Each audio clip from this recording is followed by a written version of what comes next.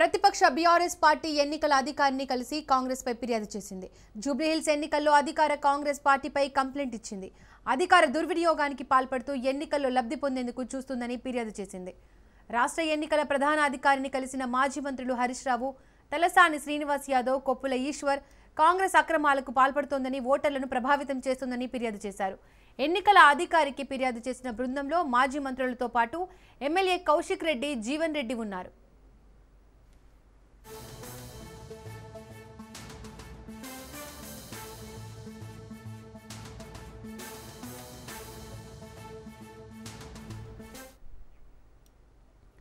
ప్రతిపక్ష BRS party ఎన్నికల అధికారిని కలిసి కాంగ్రెస్ పై ఫిర్యాదు చేసింది. జూబ్లీహిల్స్ ఎన్నికల్లో అధికార కాంగ్రెస్ పార్టీపై కంప్లైంట్ ఇచ్చింది. అధికార దుర్వినియోగానికి పాల్పడుతూ ఎన్నికల్లో లబ్ధి పొందేందుకు చూస్తుందని ఫిర్యాదు చేసింది. రాష్ట్ర ఎన్నికల ప్రధాన అధికారిని కలిసిన మాజీ మంత్రులు హరీష్ రావు, తలసాని శ్రీనివాస్ యాదవ్, కొప్పుల ఈశ్వర్ కాంగ్రెస్ అక్రమాలకు పాల్పడుతోందని, ఓటర్లను ప్రభావితం చేస్తోందని ఫిర్యాదు చేశారు. ఎన్నికల అధికారికి ఫిర్యాదు చేసిన బృందంలో మాజీ మంత్రులతో పాటు ఎమ్మెల్యే కౌశిక్ రెడ్డి, జీవన్ రెడ్డి ఉన్నారు. మరింత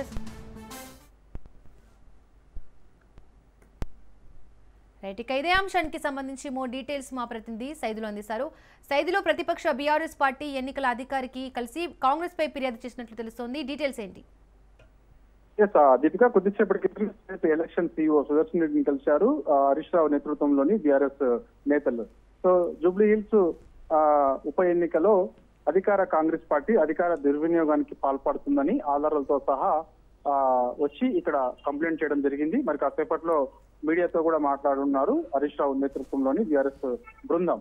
అయితే జూబ్లీహిల్స్ నియోజకవర్గంలో అధికార కాంగ్రెస్ పార్టీ ఓటర్లను ప్రలోభ పెట్టి ఓటుకి 5,000 నుంచి 6,000 రూపాయలు డబ్బులు పంచుతున్నటువంటి విజువల్స్ ఆధారాలతో సహా, దాని తర్వాత కొందరిని బూత్ స్థాయి సంబంధించినటువంటి ఎవరైతే ఎంప్లాయీస్ ఉంటారో వారిని కూడా బెదిరింపులకు పాల్పడే అవకాశం ఉంటుందని కూడా ఆ కంప్లైంట్ లో పేర్కొనడం జరిగింది. రేపు జరగబోయే పోలింగ్ లో చాలా చోట్ల, ఎందుకంటే మనకి జూబ్లీహిల్స్ నియోజకవర్గంలో ఉన్నటువంటి డివిజన్లన్నీ కూడా స్లమ్ డివిజన్స్ కాబట్టి, సో ఆ యొక్క బూత్ యొక్క కార్యాలయం దగ్గర కొంత అధికార దుర్వినియోగానికి పాల్పడే అవకాశం ఉన్నట్లు అందులో కూడా పేర్కొన్నారు. కాబట్టి సో ఎన్నికలు నిష్పాక్షపాతంగా ఖచ్చితంగా జరగాలని చెప్పేసి, సో దానిలో భాగంగానే స్టేట్ పోలీసులతో పాటు సెంట్రల్ పోలీసు బలగాల ఆధీనంలోనే ఈ యొక్క జూబ్లీహిల్స్ ఉప ఎన్నిక జరగాలని చెప్పేసి ప్రధానంగా అందులో పేర్కొనడం జరిగింది.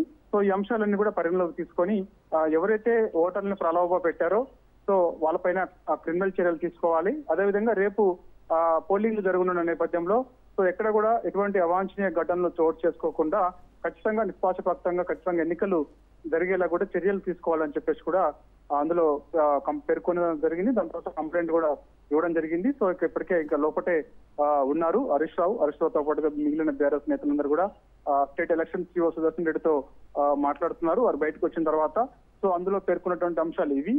ఇంకేమైనా యాడ్ చేశారు అంశాలన్నీ కూడా మీడియా ముందు చెప్పే అవకాశం అయితే కనిపిస్తుంది. రేపు మాత్రం ఖచ్చితంగా జూబ్లీహిల్స్ ఉప ఎన్నిక పోలింగ్ మాత్రం సజావుగా జరగాల్సిందని చెప్పేసి కూడా బీఆర్ఎస్ పార్టీ చెప్తూ వస్తుంది. ఎందుకంటే బీఆర్ఎస్ పార్టీ మొదటి నుంచి కూడా ఒక ధీమా వ్యక్తం చేస్తుంది. సిట్టింగ్ స్థానం ప్రజలందరూ కూడా బీఆర్ఎస్ పార్టీకి కారు గుర్తుకు ఓటేసేందుకు జూబ్లీహిల్స్ నియోజకవర్గ ప్రజలు దాదాపుగా 4 లక్షల మంది ఉన్నారు కాబట్టి వారందరూ కూడా సిద్ధమయ్యారు. కానీ వారిని ప్రలోభ పెట్టే అవకాశం ఉంది, బెదిరింపులకు పాల్పడే అవకాశం ఉంది.